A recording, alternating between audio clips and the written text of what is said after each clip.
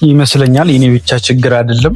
አብዛኛው ወንድ ልጅ በጣም በህይወቱ ከሚደብሩት ነገሮች መካከል ምንድን ነው ብላችሁ ታስባላችሁ?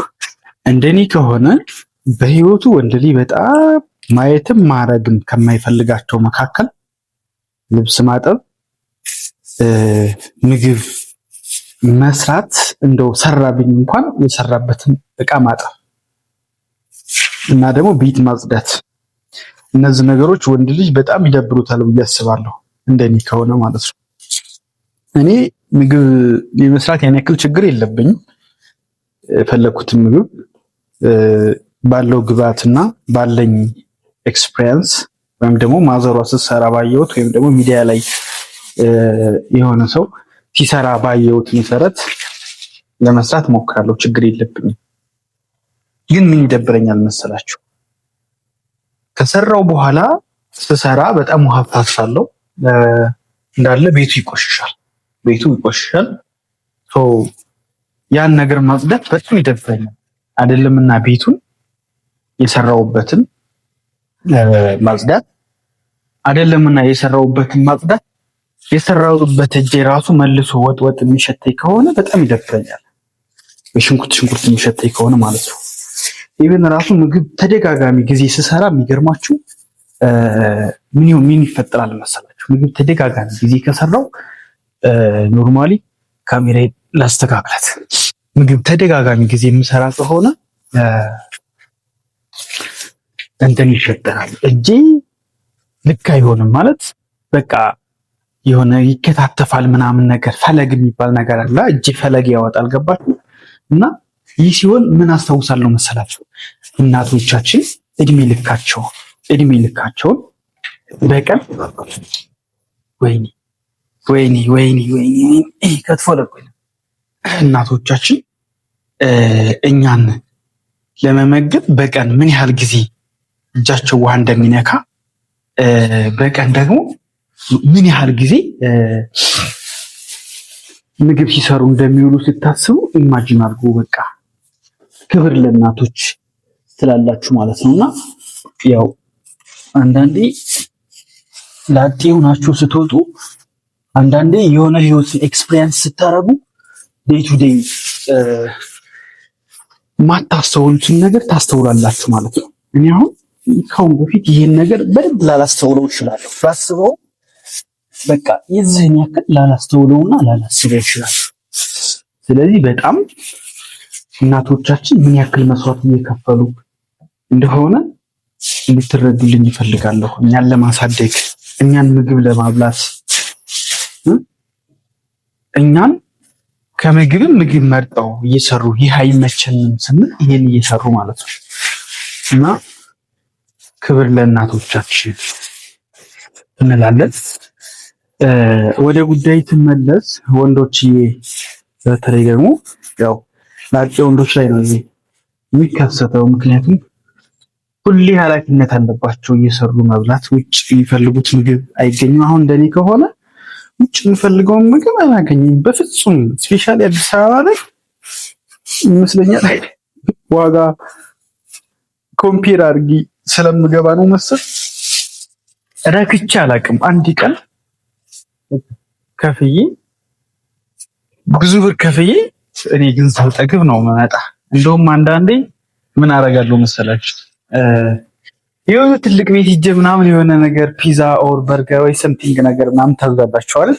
እሱን ካዘዝኩ በኋላ እሱን በልቼ ጀስት ኢማጂን ባረኩበትና ይሆን እንዲህ በልቼ ይሄን ያክል እረካለሁ ጠግባለሁ ብዬ ሂጅ ግን ሳልጠግብና ሳረካ ምናምን መጥቼ ከእንደገና አነስ ካሉ ቤቶች አሉ አይደለ? ኮንቴነሮች ጋር እንደነዛ አይነት ቤቶች ጋር እንደነዛ አይነት ቤቶች ጋር ሂጄ ድጋሚ በልቼ የማጣጥምበት ታይም አለ። ሆዴን ሞልቼ የምመጣበት ጊዜ ይሄ አዲስ አበባ ከመጣሁ በኋላ የመጀመሪያ አንድ ቀን ምናምን ሁለት ቀን የተከሰተ እንደምታችሁ ብዙ ቀን የተከሰተ ነገር ነውና ብዙ ጊዜ ለላጤዎች የምንክረው በቃ እንጆይ ለማድረግ የሆነ ማኪያቶ ነገር ወይ ደግሞ የሆነ ነገር ትኩስ ነገር እየጠጡ ምናምን ቺል ለማድረግ ካልሆነ በስተቀር በውጭ ተገዝቶ ኑሮ አይኖርም። አንደኛ በጣም ከኮስት አንጻር ስናየው በጣም ውድ ናቸው፣ ኤክስፔንሲቭ ናቸው።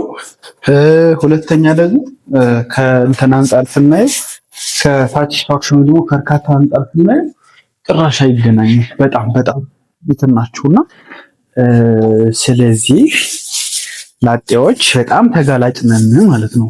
ሁሌ ምግብ ለማብሰል ሁሌ ምግብ ስታበስሉ ደግሞ ምን ይገጥማችኋል መሰላችሁ? እና አሁን ይሄ ምግብ የሚገርማችሁ ማለት ነው ቴካዌ አምጥተን ነው ከውጭ ማታ ነው የመጣውና መስራት ደብሮን ነበርና ማታ ነው ከውጭ ቴካዌ ያመጣን። እግዚአብሔርን በቃ ሌላ ነው። እኛ የሆነ ነገር አዘዝን ምናምን ያለ ፍላጎታችን ሌላ ነገር ምናምን ጨማምረው ምናምን ላኩት። ከዛም ብዙ በቃ አይጣፍም ይላችሁ እና በዚህ ነገሮች ጭምር ነው ተስፋ የቆረጥኩት መብላት በጣም አዋጭ እንዳልሆነ ማለት ነው። እና ወንዶች ተጋላጮች ነን። ወንድ ላጤ ምግብ ቤት መስራት አለብን ነው የምላችሁ።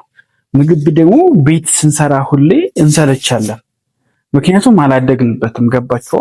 እኛ ምናልባትም ታላቅ እህትና ጥሩ እናት አባት ያለው ሰው ምግብ እየተሰራለት ልብሱ እየታጠበለት አማርጦ ይህ ይሻለዋል፣ ጧት ይሄን በልቷል፣ ማታ ይህን መብላት የለበትም ተብሎ በቃ ነው በጣም ተቆላምጦ ያደገ ሰው ደግሞ ሲሆን ስፔሻሊ አስቡት፣ በጣም ይከብዳል።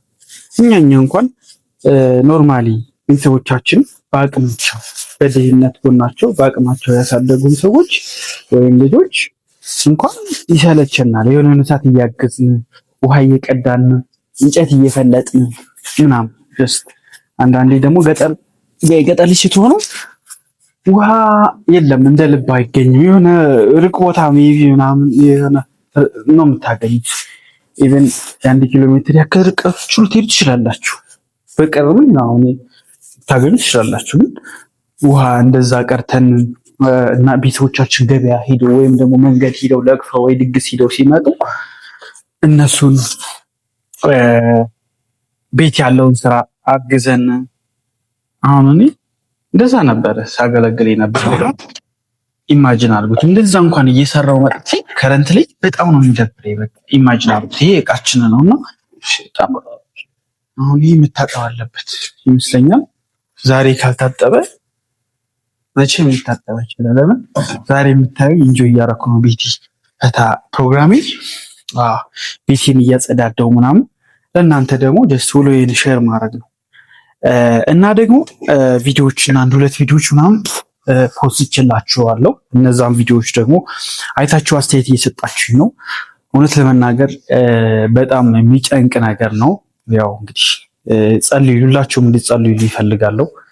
አይ ዶንት ኖ በቃ እኔ ምን ልላችሁ እንደምችል። ይህን ስላችሁ ምናልባት እናንተ ቅንጦት ሊመስላችሁ ይችላል፣ ግን ቅንጦት አይደለም። የእውነት በጣም በቃ ማለት ሁሌ በቃ ጥያቄ ነበረኝና ሁሌ በቃ አይሚሮ ጋር የሚመላለስ ነገር ነው። አንዳንዴ ወንድ ሆናችሁ ማለት ነው የሆነ ነገር እኔ እንጃ አይ ዶንት ኖ እንግዲህ ሴት ልጅም እንደዛ ይችላል። ማንኛውም ሰው የሆነ ነገር ይመኝና የተመኘውን ነገር ካላገኘ በቃ ዊዛውት ኤኒ ጥሩ የሆነ ሪዝን ወይም ደግሞ አሳማኝና በጣም እናንተ ሊያሳምናችሁ የሚችል አይነት ምክንያት ሳይኖር ያን ነገር ስታጡና በጣም ይከፋቸዋል። ያን ነገር ለምን ሆነ እያላችሁ ደግሞ ተደጋጋሚ ጊዜ ጥያቄ ትጠይቃላችሁ። እና እኔም ያ ነገር ነውና የገጠመኝ። ሁላችሁም ጸልዩልኝ። በተጨማሪ ደግሞ አንዳንድ ሜቢ እናንተ ኤክስፒሪየንስ ያደረጋችሁ ሰዎች ካላችሁ ስለዛ ነገር ይሁን አማላካች ነገር ብትሰጡኝ እንዲህ ብታረግ እኮ እንዲህ ሊሳካል ይችላል ብላችሁ ሪከመንድ ብታደርጉኝ በጣም ደስ ይለኛል፣ ወይም ብትጠቁሙኝ ደስ ይለኛል ለማለት እወዳለሁ። እንግዲህ ለቤት አዲስ ከሆናችሁ ቤቱን ሰብስክራይብ በማድረግ ደግሞ ቤተኛዎቹ ደግሞ ላይክ እና ኮሜንት እያደረጋችሁ ቪዲዮ ቫይራል እንዲወጣ አድርጉልኝ። የምታዩት ነው በጣም አይታይልኝም። ለምን ቀድሞ ሰብስክራይብ ላረገው ሰው ነው የሚደርሰው። እናንተ ደግሞ ባላየ ስለምታልፉት ያን ያክል ቫይራል እየወጣልኝ አይደለም። እባካችሁ ድጋሚ ለምናችሁ ሰብስክራይብ አድርጉልኝ። ያረጋችሁ ደግሞ ላይክ እና ኮሜንት በማድረግ ቫይራል እንዲወጣ የበኩላችሁ እንድትወጡ ጠይቃችኋለሁ። አመሰግናለሁ።